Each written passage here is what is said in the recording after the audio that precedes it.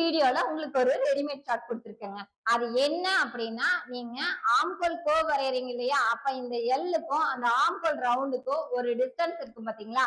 அதை எப்படி வைக்கலாம்? அதுக்கான ரெடிமேட் சார்ட் தான். அதை எதை வச்சு எடுக்கிறது அப்படின்னா, நம்மளோட அப்பர் செஸ்ட் அளவை வச்சுதாங்க அந்த ரெடிமேட் சார்ட் நம்ம ரெடி பண்ணியிருக்கோம்.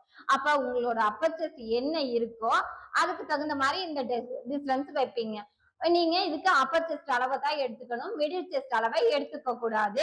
இப்ப பாத்தீங்கன்னா இதோட அளவுகளுக்கு இந்த அளவுகளுக்கெல்லாம் எப்படி வைக்கலாம் அப்படிங்கறத உங்களுக்கு இந்த வீடியோல தெளிவா சொல்றேன்.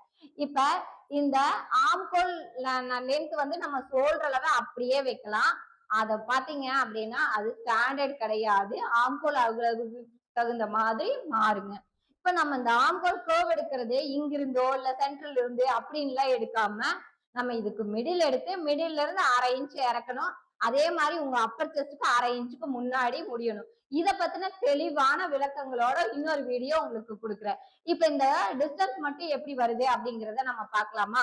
உங்களோட அப்பர் செஸ்டோட அளவு 28, 29, 30ன்னு இருந்தது அப்படின்னா இந்த கர்வ்க்கான டிஸ்டன்ஸ் எவ்வளவு வைக்கலாம் அப்படின்னா 3/4 இன்ச் புள்ளி ஒரு பாயிண்ட் வைக்கலாம். அதே மாதிரி உங்களோட அப்பர் செஸ்டோட அளவு 31, 32, 33 இருக்கு அப்படின்னா நீங்க 1 இன்ச் வைக்கலாங்க இந்த கர்வ்க்கான டிஸ்டன்ஸ்.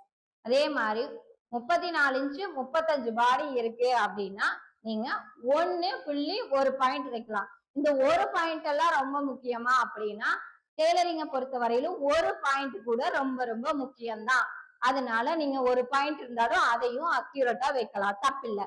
அதே மாதிரி 36 இன்ச்சு 37 இன்ச்சு 38 இன்ச்சு பாடி இருக்கு அப்படின்னா நீங்க 1.25 இன்ச் வைக்கலாங்க. அதே மாதிரி 31, 39, 40, 41, 42 இன்ச் பாடிக்கு 1.5 இன்ச் வைக்கலாம் நீங்க. இது எல்லாமே நாங்க எங்க கிளாஸுக்காக ரெடி பண்ணி வச்சிருந்த சார்ட். அதைத்தான் அழகா உங்களுக்கு கொடுத்துருக்கோம். நீங்களும் இது எல்லாத்தையுமே டீட்டெயிலா எழுதிக்கோங்க. அடுத்த தடவை நீங்க வரையும் போது இந்த மாதிரி ட்ரை பண்ணி பாருங்க. இது உங்களுக்கு ரொம்ப ரொம்ப யூஸ்ஃபுல்லா இருக்குங்க. டெய்லரிங்க பொறுத்த வரையிலும் நம்ம பர்ஃபெக்டா பண்ணோம் அப்படின்னா பிளவுஸ்ல மிஸ்டேக்கே வராதுங்க. ஒரு பிளவுஸை எப்படி பர்ஃபெக்டா பண்றது அப்படிங்கிறதையும் 1/4 கட்டிங்னா என்ன, சென்டர் கேப் கட்டிங்னா என்ன அப்படிங்கிறதையும் எல்லா விஷயங்களையும் ஸ்டெப் பை ஸ்டெப்பா நாங்க தெளிவா சொல்லி கொடுக்குறோம். உங்களுக்கு மேக்ஸ் கிளாஸ் வேணுமா, சுடிதார் கிளாஸ் வேணுமா, இல்ல பிளவுஸ் கிளாஸ் வேணுமா, எல்லா கிளாஸும் இருக்குது. தனித்தனியா வேணுனாலும் எடுத்துக்கலாம். நீங்க எல்லா கிளாஸும் ஒன்னா வேணுனாலும் ஜாயின் பண்ணிக்கலாம். இண்டிவிஜுவலா வேணும், நான் வெளிநாட்டுல இருக்கேன், எனக்கு கிளாஸ் வேணும், என்னோட டைமுக்கு கிளாஸ் வேணும் அப்படின்னாலும் எங்ககிட்ட கிளாஸ் அவைலபிளா இருக்குதுங்க.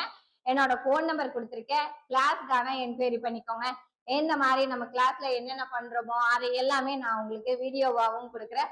அதுக்கு மறக்காம நம்மளோட சேனலை சப்ஸ்கிரைப் பண்ணி வச்சுக்கோங்க. Thank you friends.